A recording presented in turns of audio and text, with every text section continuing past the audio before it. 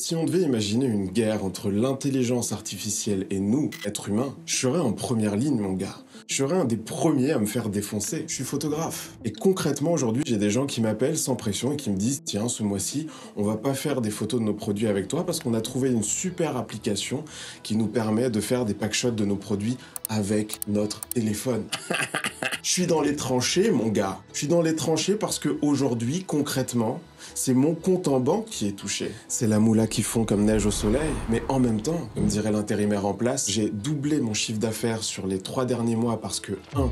J'ai appris à dompter l'intelligence artificielle. 2. J'ai automatisé certains process grâce à l'IA. Et 3. Parce que sur cette chaîne, on n'est pas des victimes. Salut les gars, aujourd'hui je vous propose une petite immersion dans le monde de l'intelligence artificielle. Comme l'a dit Arthur Clarke, toute technologie suffisamment avancée est indiscernable de la magie. Et très sincèrement, la première fois que j'ai utilisé ChatGPT, je me suis dit « Mais dis-moi pas que c'est pas vrai !» Je te l'ai dit au début de la vidéo, je suis un des premiers mecs qui devrait détester l'IA. Et pourtant je la déteste pas, parce que j'ai un état d'esprit à la Nietzsche là-dessus, par-delà le bien et le mal. L'intelligence artificielle est là, il faut apprendre à composer avec, parce que l'IA n'est pas juste une nouveauté, c'est un tremplin vers le futur. Elle est en train de transformer notre monde, elle est en train de transformer notre travail, notre société. Regarde juste dans le domaine de la santé, par exemple. L'IA nous permet déjà de diagnostiquer, de prédire des maladies, et bientôt elle nous permettra aussi de soigner certaines pathologies.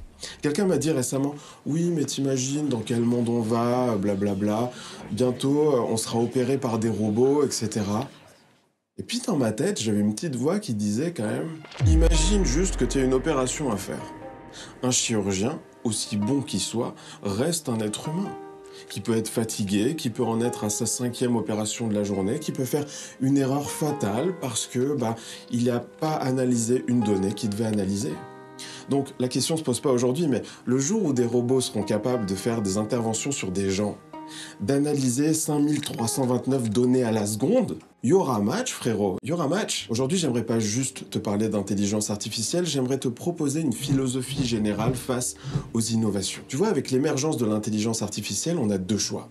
Soit on se laisse submerger, comme face à un tsunami, soit on essaye de prendre la vague et on surfe dessus. C'est comme le disait Nietzsche, ce qui ne nous tue pas nous rend plus forts. Alors, soyons forts et apprenons à surfer cette vague technologique. En fait, l'IA peut même être un booster de ta valeur sur le marché du travail. Avoir un assistant personnel qui t'aide à faire tes mails, qui te résume des articles, qui rédige tes rapports, tout ça pour le commun des mortels, pour tous ceux qui sont pas nés avec une cuillère en or dans la bouche, il y a 2 ans encore, c'était de la science-fiction. Aujourd'hui, on a des outils qui vont nous permettre de nous concentrer sur l'essentiel. Je suis freelance. Avant, j'étais obligé de passer 1 heure par jour à répondre à mes mails. Aujourd'hui, avec ChatGPT, je donne les informations, il me pond une réponse, je bidouille un petit peu et en 10 minutes, j'ai fini mes mails. Même chose pour mon marketing. Donc, l'intelligence artificielle me permet de gagner du temps et de me consacrer à l'essentiel, à savoir la photographie. C'est pour ça que c'est essentiel de comprendre l'intelligence artificielle et de l'adopter pour rester compétitif. Parce que t'inquiète que si toi, t'as pas envie de l'utiliser,